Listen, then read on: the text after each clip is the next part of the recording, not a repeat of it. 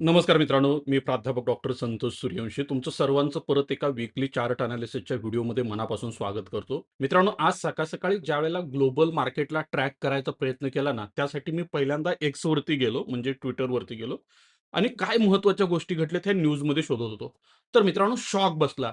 अमेरिकेचा Nasdaq index असेल, त्याचबरोबर डाव जोन्स असेल, बाकीचं युरोपियन मार्केट असेल, साऊथ कोरियाचं मार्केट असेल, कमॉडिटी बघितल्या, कमॉडिटी असेल, बिटकॉइन असेल, सगळीकडं मेगा क्रॅश आलाय. मित्रांनो, हा क्रॅश इतका भयंकर आहे, तुम्ही कल्पना देखील करू शकत नाही. पाठीमागच्या काही दिवसापासून जी खूप मोठी रॅली एआय चिप्स स्टॉकमध्ये सुरू होती आणि त्या स्टॉकमध्ये देखील भयंकर असा सेल ऑफ जो आहे तो आजच्या ट्रेडिंग सेशनला दिसून आलाय. असं नेमकं एका रात्रीत फ्रायडेच्या ट्रेडिंग सेशनला काय झालं? अक्षरशः 2 ट्रिलियनचं मार्केट कॅपिटलायझेशन वाइप आउट झालं आहे. सोमवारी भारतामध्ये मग ब्लॅक मंडे होणार का? नॅसडॅक इंडेक्स 4% डाऊन आहे. मित्रांनो, गोल्ड 3% डाऊन आहे. बिटकॉइन देखील त्याच्या हाय पासून 50% डाऊन गेलंय. मित्रांनो, हे सगळं ज्या गोष्टीमुळे घडलंय ना, त्या गोष्टीची एकदम डिटेलमध्ये उहापोह आजच्या व्हिडिओमध्ये आपण करणार आहोत. मित्रांनो बघा, हा व्हिडिओ खूप काळजीपूर्वक बघा. प्रत्येक गोष्ट स्टेप बाय स्टेप मी तुम्हाला या व्हिडिओमध्ये आज समजावून सांगणार आहे. मित्रांनो, ह्या सगळ्यांची सुरुवात होते एका रिपोर्टपासून. यूएस जॉब रिपोर्ट मे 2026. वॉल स्ट्रीटच्या ज्या तज्ञांचा अंदाज होता, साधारणतः 85,000 नवीन नोकऱ्या तयार होतील. पण ॲक्चुअल जो आकडा आला ना, त्यामध्ये 1,72,000 म्हणजे जवळपास दुप्पट नोकऱ्या तयार झाल्या. आता तुम्हाला वाटेल, "अरे, जास्त नोकऱ्या म्हणजे तर चांगलं." हो, इकॉनॉमीसाठी चांगलं, पण मार्केटसाठी बिलकुल चांगलं नसतं. का? कारण लॉजिक बघा खूप महत्त्वाचं आहे. जास्त नोकऱ्या म्हणजे लोकांकडे जास्त पैसा आला. लोकांकडे जास्त पैसा आला याचा अर्थ लोकं जास्त पैसा खर्च करणार. पैसा जर जास्त लोकं खर्च करत असतील, तर किमती ऑटोमॅटिक वाढणार. किमती वाढल्या का इन्फ्लेशन वाढणार. मग अमेरिकेची फेडरल रिझर्व्ह बँक काय करणार?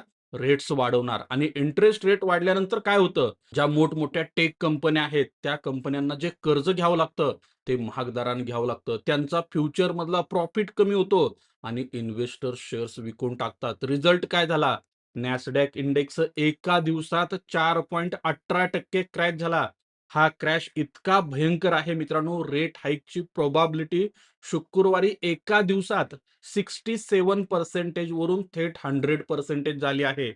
म्हणजेच ट्रेडरला आता खात्री झाली आहे, अमेरिकेची फेडरल रिझर्व्ह बँक लवकरच रेट हाईक करणार. मग या रेट हाईकच्या भीतीनं आणखी एक गोष्ट मार्केटमध्ये घडली. ती म्हणजे 10 वर्षाची यूएस ट्रेझरी यील्ड 4.53% च्या वर गेली. एका वर्षातला हा सर्वोच्च आकडा आहे. आता बॉन्ड यील्ड म्हणजे काय? सोप्या भाषेत सांगतो. बॉन्ड म्हणजे सरकारला दिलेलं कर्ज. बॉन्ड यील्ड म्हणजे त्यावर मिळणारा व्याज. जेव्हा मित्रांनो बॉन्ड यील्ड 4.5% इंटरेस्ट रेट देते, तेव्हा शेअर मार्केटमध्ये रिस्क घेण्याची गरज काय? म्हणून इन्व्हेस्टर शेअर्स विकतात आणि बॉन्ड्समध्ये पैसे टाकतात. Tech stock, AI stock, growth stock या सगळ्यांना याचा सर्वात जास्त फटका बसतो. मग मित्रांनो, आता दुसरा मोठा झटका आला. तो कुठून आला माहिती आहे का? चिप स्टॉक्समध्ये देखील भयंकर सेल ऑफ आहे. ब्रॉडकॉम हा एआय चिपचा खूप मोठा प्लेयर आहे. या वीकमध्ये त्यांनी काय सांगितलं? आमचा आमचा एआय चिपचा रेव्हेन्यू आउटलुक आम्ही वाढवणार नाही. हे ऐकताच पूर्ण सेमीकंडक्टर सेक्टर हादरलं आणि बघा मग काय झालं? एमयू 13% स्टॉक एका दिवसात पडला. एएमडी 11%, एमआरव्हीएलचा स्टॉक देखील 16% पडला आणि नाविडिया म्हणजेच नाविडियाचा स्टॉक देखील 6.2% पडला आणि यामुळं झालं काय माहिती आहे का? $280 billion market capitalisation wipe out झालं. त्यानंतर सेमीकंडक्टर इंडेक्स एका दिवसात 8% डाउन गेला. एप्रिल 2025 लिबरलायझेशन डे नंतरचा हा सर्वात वाईट दिवस आहे. एकूण सेमीकंडक्टरमधून $1.3 ट्रिलियन एका रात्रीत गायब झालेत. याचा मित्रांनो भारतावर देखील परिणाम होणार आहे. टी-सी-एस, इन्फोसिस, विप्रो, एच-सी-एल यांचे क्लायंट्स हे सेमीकंडक्टर आणि एआय कंपनीज आहेत. त्यांच्या डील्स कमी होणार आहेत आणि भारतीय आयटी सेक्टर देखील अडचणीत येणार आहे. मित्रांनो, अजून एक न्यूज आली मार्केटमध्ये काल आणि या न्यूजनं अजून थोडं आगीमध्ये तेल ओतण्याचं काम केलं. ते म्हणजे मेटा. आपण Facebook म्हणून त्याला ओळखतो. एआय इन्फ्रास्ट्रक्चरसाठी त्यांना अब्जावधी डॉलरची गरज आहे आणि हे डॉलर उभा करण्यासाठी त्यांनी काय सांगितलं? आम्ही नवीन शेअर्स बाजारात आणण्याचा विचार करत आहे. हे ऐकताच इन्व्हेस्टर घाबरले. नवीन शेअर्स आले म्हणजे डायल्यूशन झालं. म्हणजेच तुमच्या शेअरची व्हॅल्यू कमी होते. याचा रिझल्ट काय झाला? मेटाचा स्टॉक 6% एका दिवसात पडला. पण एक इंटरेस्टिंग गोष्ट पण झाली. स्मार्ट इन्व्हेस्टरनं टेकमधून पैसा काढला आणि तो डायरेक्ट कन्झ्युमर आणि हेल्थकेअर स्टॉकमध्ये टाकायला सुरुवात केली. आणि त्याचा परिणाम काय झाला माहिती आहे का? पीजी असेल, सीएलएक्सचे स्टॉक 5% वाढले. याला म्हणतात डिफेन्सिव्ह इन्व्हेस्टिंग. म्हणजे संकट आलं तरी टिकणाऱ्या गोष्टींमध्ये गुंतवणूक. साबण, औषध, रोजच्या वापरायच्या गोष्टी. रिसेशनमध्ये लोक हेच करतात. आता मित्रांनो, ह्याचा डायरेक्ट परिणाम भारतावर देखील होणार आहे. कसा परिणाम होणार आहे? बघा मित्रांनो, फॉरेन इन्स्टिट्यूशनल इन्व्हेस्टरचं सेलिंग ना यामध्ये खूप आता मोठा रोल प्ले करणार आहे. अमेरिकेमध्ये इंटरेस्ट रेट वाढले तर एफ-आयज अजून भारतातून पैसा काढणार. मित्रांनो, जून महिन्याचे 5 दिवस पण झाले नाहीत. 31,000 कोटी रुपयांचं सेलिंग एफ-आयजनी कॅश मार्केटमध्ये केले. म्हणजे यावरून तुमच्या लक्षात आलंच असेल एफ-आयज काय करणार आहेत.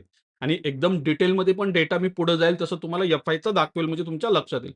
त्याचबरोबर आयटी सेक्टरवर देखील आता प्रेशर काय होणार आहे? येणार आहे. आणि दुसऱ्या बाजूला भारतावर परिणाम करणारा सर्वात महत्त्वाची गोष्ट काय तर क्रूड ऑइल.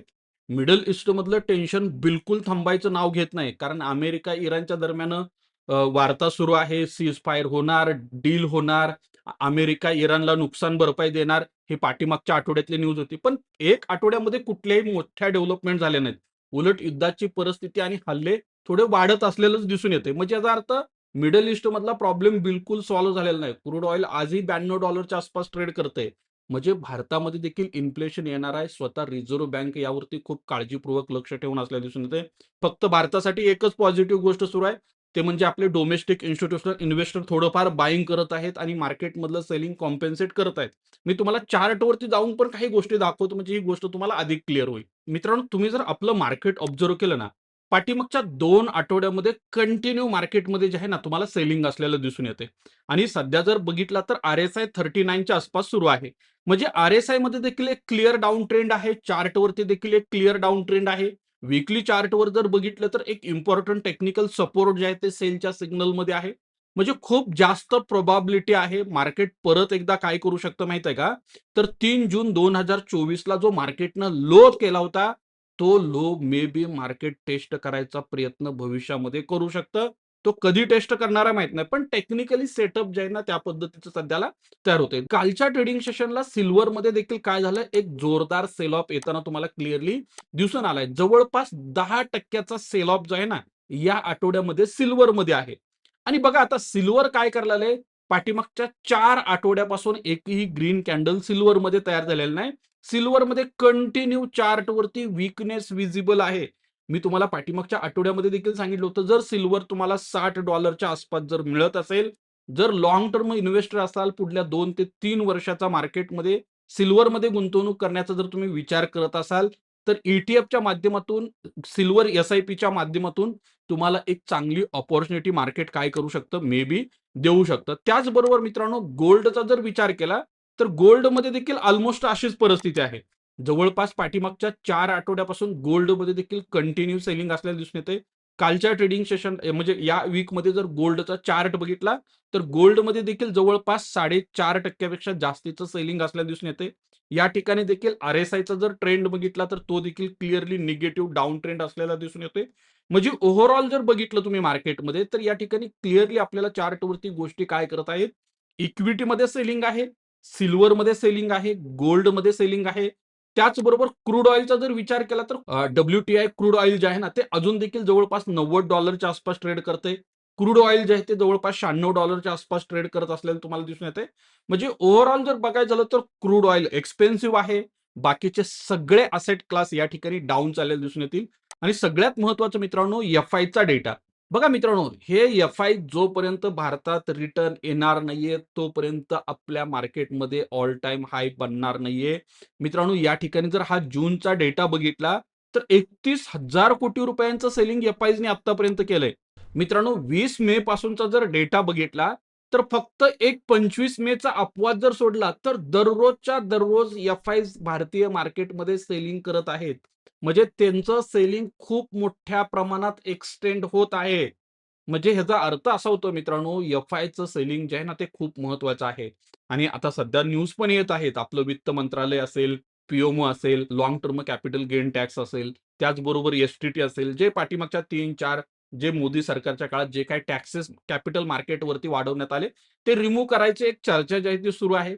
बघू आता तो डिसिजन जर सरकारने घेतला, त्यानंतर मे बी काही गोष्टी काय होऊ शकतात, त्या ठिकाणी पॉझिटिव्ह होऊ शकतात आणि त्यानंतर मार्केटमधलं सेलिंग थांबून मार्केट ऑल टाईम हायकडे जाऊ शकतं. पण बघा मित्रांनो, आपलं मार्केट तर ऑल टाईम हायला नाहीये. आपण बऱ्यापैकी सध्या डाउन साइडला असलेला दिसून येतोय. पण ऑल टाईम हाय पासून आपण खूप लांब देखील नाही. पण दुसऱ्या बाजूला जर तुम्ही अमेरिकेचं मार्केट बघितलं, तर ते ऑल टाईम हायवरती आहे. कोरियाचं मार्केट ऑल टाईम हायवरती आहे. तैवानचं मार्केट ऑल टाईम हायवरती आहे. मग जगातले बरेच मार्केट ऑल टाईम हायवरती आहे आणि दुसऱ्या बाजूला जर समजा येणाऱ्या दिवसात एआय स्टॉकमध्ये जर काही निगेटिव्ह डेव्हलपमेंट झाल्या, या ठिकाणी जे बबल तयार झाले, प्रचंड मोठ्या प्रमाणात ह्याचं व्हॅल्युएशन वाढलेलं आहे. जर ह्या व्हॅल्युएशनला एखादी सुई टोचली, तर मात्र काय होऊ शकतं, मार्केटमध्ये एक मेगा क्रॅश येऊ शकतो, हे पहिल्यांदा लक्षात घ्या. तो लगेच येईल असं तर सध्या काही वाटत नाही. त्यासाठी अजून टाईम देखील काय होऊ शकतो, लागू शकतो. पण एक गोष्ट लक्षात ठेवा मित्रांनो, अशी जर खराब कंडिशन मार्केटमध्ये भविष्यात येणार असेल, महिन्यात, 2 महिन्यात, 6 महिन्यात, वर्षात, दीड वर्षामध्ये, कारण 1.5-2 वर्ष म्हणजे हा खूप मोठा टाईम होतो, हे पहिल्यांदा लक्षात घ्या. आणि समजा पुढलं 1.5 ते 2 वर्ष मार्केटमध्ये रिटर्नच नाही आले, तरी देखील एक एस-आय-पी इन्व्हेस्टर म्हणून आता तुमची खरी टेस्ट सुरू झाली. कारण सप्टेंबर 2024 पासून अजूनपर्यंत मार्केटमध्ये पॉझिटिव्ह रिटर्न नाहीयेत. मार्केट एका रेंजमध्ये ट्रेड करते आणि समजा पुढलं 1 ते 2 वर्ष अजून जर मार्केट याच सिच्युएशनमध्ये गेलं, ज्या पद्धतीनं पॉलिटिकल फ्रंटवरती न्यूज येत आहेत, ज्या पद्धतीनं कॉकरोच पार्टीचं आगमन भारतामध्ये होत आहे, ह्या सगळ्या गोष्टीचा जर थोडा काळजीपूर्वक अभ्यास केला आणि त्यानंतर राहुल गांधीचं स्टेटमेंट बघितलं वर्षभरामध्ये आपल्या पीएम पदाचा, मोदी राजीनामा देतील आणि त्या ठिकाणी सरकारमध्ये चेंज होईल, अशी पण एक अफवा सध्या पसरवली जाते. मग ह्या सगळ्या गोष्टी जर बघितल्या तर मार्केट देखील काही गोष्टी डिस्काउंट करते. बघा मित्रांनो, एफ-आयज ज्या पद्धतीचं सेलिंग करत आहेत, ज्या पद्धतीनं एफ-आयज भारतातून पैसा काढत आहेत, तुम्ही जर हा मंथली चार्ट बघितला एफ-आयचा, तर हा डेटा तुम्हाला क्लिअर एक स्ट्राँग सिग्नल देतोय. जुलै 2025 पासून मित्रांनो सेलिंग आहे. एका पण महिन्यात पॉझिटिव्ह बायिंग नाहीये, हे पहिल्यांदा लक्षात घ्या. लास्ट पॉझिटिव्ह बायिंग होतं जून 2025. म्हणजे 1 वर्ष झालं नॉन स्टॉप मार्केटमध्ये सेलिंग सुरू आहे आणि प्रत्येक महिन्याला हे जे सेलिंग आहे ना, एव्हरेजली 50,000 कोटीच्या आसपासचं आहे. पहिल्यांदा लक्षात घ्या. फक्त ऑक्टोबर 2025 मध्ये एक 2,000 कोटीचा आहे. त्यानंतर फेब्रुवारीमध्ये एक 6,000 कोटी. अदरवाईज हा आकडा खूप मोठा आहे. म्हणजे याचा अर्थ फॉरेन इन्स्टिट्यूशनल इन्व्हेस्टरला अशा काही गोष्टी माहीत आहेत, ज्या तुम्हाला आणि मला बिलकुल माहीत नाहीत. आपण सर्व रिटेलर सध्या अंधारात आहोत, हे पहिल्यांदा लक्षात घ्या. हे खरंच भारतासाठी खूप शॉकिंग आहे. आपल्या देशाच्या अर्थव्यवस्थेसाठी खूप शॉकिंग आहे, हे पहिल्यांदा लक्षात घ्या. आणि हा क्रूड ऑइलचा खेळ अजून पुढलं 4-6 महिने जर याच पद्धतीनं 90, 96, $100 आसपास जर राहिलं, तर पुढल्या 1 वर्षामध्ये खूप वाईट परिस्थिती आपल्या देशात येणार आहे. सध्या मान्सूनचं आगमन होतंय. जूनचा पहिला आठवडा संपत आलाय. मित्रांनो, जर मान्सूननं दांडी मारली आणि पुढलं 3 महिने जर पाऊस नाही आला, जून, जुलै, ऑगस्टपर्यंत, तर मात्र मित्रांनो आपली परिस्थिती खूप वाईट होणार आहे. तुम्हाला प्रत्येकाला पैसा हातात राखावा लागणार आहे आणि सर्वात महत्त्वाचं आपलं जे मिशन आहे लाँग टर्ममध्ये वेल्थ क्रिएट करायचं, त्यासाठी सिस्टमॅटिक इन्व्हेस्टमेंट प्लॅनचा जो तुम्ही मार्ग निवडलाय, त्यामध्ये कन्सिस्टन्सी बेसिसवर कमीत कमी का होईना इन्व्हेस्टमेंट करत राहणं गरजेचं असणार आहे. मित्रांनो, तुम्हाला आजचा व्हिडिओ आवडला असेल, व्हिडिओचं एनालिसिस आवडलं असेल, तर नक्की आपल्या YouTube चॅनलला सबस्क्राईब करायला विसरू नका आणि हा व्हिडिओ जास्तीत जास्त शेअर करा. धन्यवाद.